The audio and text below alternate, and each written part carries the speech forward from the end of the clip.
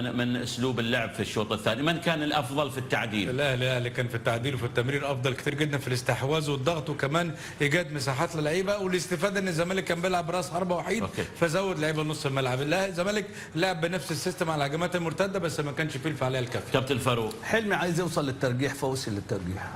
حلمي عاوز يوصل للترجيح فوصل للترجيح. مرسي لم يحصل على ولا نورة في الهجوم. استنتجت انه يبي يوصل من مفيش الزمالك بيلعب الشوط الثاني مفيش هجوم، حتى التغييرات بتاعته مش هجوميه، تغييرات نمطيه، وحتى لعيبه النادي الاهلي كان عندها الفرصه الشوط الثاني كانت هي الاكثر نشاطا والتغييرات بتاعتها طورت من الاداء، ورغم التغييرات اضطراريه لكن طورت من الاداء. يمكن بعد ما خرج وليد وخرج عبد الله السعيد، شريف اكرامي ومحمود جنش، من الافضل؟ عموما نذهب مباشره الى الاستاذ علي سعيد الكعبي، الاستاذ عصام عبده لمتابعه ركلات الترجيح، ونلتقي بعد هذه الركلات. شكرا يا زميل يعقوب السعدي. نعم، ركلات الترجيح اقتربت الآن، وجنش موجود في حراسة مرمى نادي الزمالك، ويبدو بأن لاعب الزمالك سابقا مؤمن زكريا أول من يتقدم للركلة الترجيحية الأولى. طبعا ليست ضربة جزاء وإنما ركلة ترجيحية، لأنها ترجح كفة فريق على حساب فريق آخر. هنا مؤمن زكريا لاعب الزمالك سابقا هو يتقدم لأول ركلة ترجيحية، ويتحدثون عن جنش بأنه حارس مرمى اختصاصي في ركلات الترجيح. هذا الاختبار الأول الآن. يتقدم مؤمن زكريا، يسدد، والتصدي في الأولى من جنش. نعم، يؤكد أنه اختصاصي في التصدي لركلات الترجيح، لأنه قرأ الأولى بصورة سليمة جميلة. نعم، اختار الزاوية المناسبة، ارتمى في الزاوية اليمنى وتصدى لركلة ترجيحية أولى. والآن الدور على من؟ الدور على من الآن في نادي هنا؟ طبعا جمهور نادي الأهلي، وضربة جزاء اعتقد من الصورة طبعا بعيدة، لكن اعتقد بانه باسم مرسي. الاولى لفريق نادي الزمالك. يتقدم، جول، يسجل الزمالك. نعم، عن طريق باسم مرسي. القافلة البيضاء، الزمالك الفن والهندسة يتقدم بالركلة الأولى ويلهم ردة فعل. وهنا يأتي الدور على أحمد حجازي مدافع. هذا باسم مرسي يصنع الفرحة الأولى، فكيف تكون الفرحة الأخيرة؟ ليس مهم أن تفرح أولا، لكن يقولون من يبتسم أخيرا يضحك كثيرا. لكن هنا لدينا ضربة ترجيحية ثانية، ركلة ترجيحية ثانية. المدافع حجازي يتقدم ويسدد ويسجل، والأهلي الآن يتعادل من ركلتين. الأهلي يسجل أيضا. جنش طار للكرة في نفس الزاوية تقريبا وكان قريبا. لاحظ معي الإعادة، اختيار كان حجازي قوية جدا. نعم، وكانت موفقة، وبالتالي حجازي الآن يسجل. ولدينا لاعب زملكاوي يتقدم الآن. باسم مرسي في الأولى سجل، فماذا يفعل لاعب نادي الزمالك؟ هنا فرحة طبعا جماهير النادي الأهلي، إلا هذا الأهلاوي لم يتفاعل إطلاقا مع الكرات الماضية. الركلة الترجيحية الثانية لفريق نادي الزمالك. يتقدم، جول،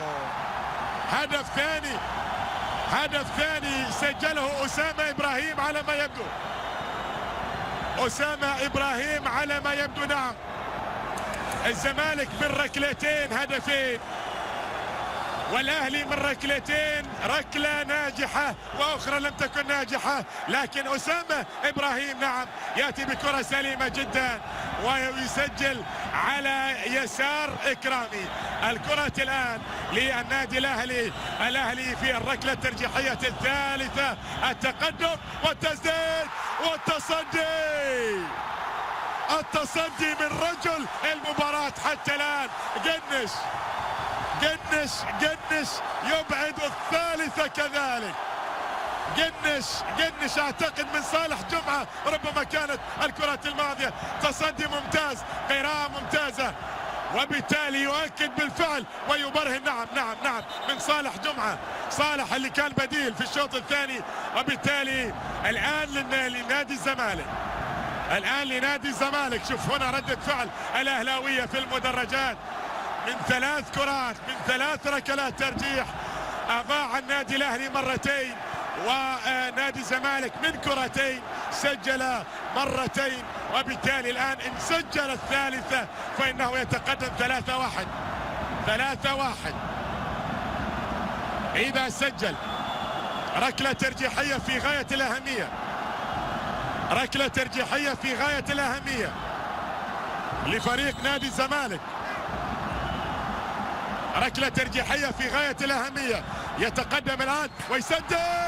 هدف ثالث للزمالك، هدف ثالث للزمالك يسجله لاعب كذلك في اللحظة الماضية. والحديث هنا عن اللاعب الزمالك اللي سجل هدف الثالث نعم في الكرة الماضية. كرة جميلة نعم، واستقرت في الشباك، وبالتالي صارت الآن 3-1. تقترب أكثر من الزمالك، تقترب أكثر من الزمالك عزيزي المشاهد. وركلة ترجيحية يبدو لي حسام غالي. هل يبقي النادي الأهلي في المباراة؟ يتقدم وبالضيع.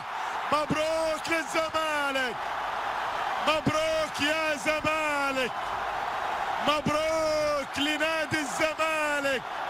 سوبر طال انتظاره، سوبر خاصم الزمالك طويلا، لكنه يأتي الليلة هنا في أبو ظبي. ركلات الترجيح 4 ركلات، النادي الأهلي ضيع 3 ونادي الزمالك سجل 3 ولم يعد بحاجة للرابعة، لأن الزمالك توج.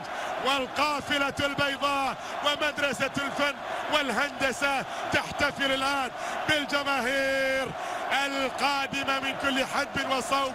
في نهاية المطاف ركلات الترجيح قالت الكلمة هارد لك للنادي الأهلي الكبير، ومبروك للكبير الآخر نادي الزمالك. ويا لها من متعة كبيرة عزيزي المشاهد بكل ما فيها، بتفاصيلها الصغيرة والكبيرة، الصغيرة جدا.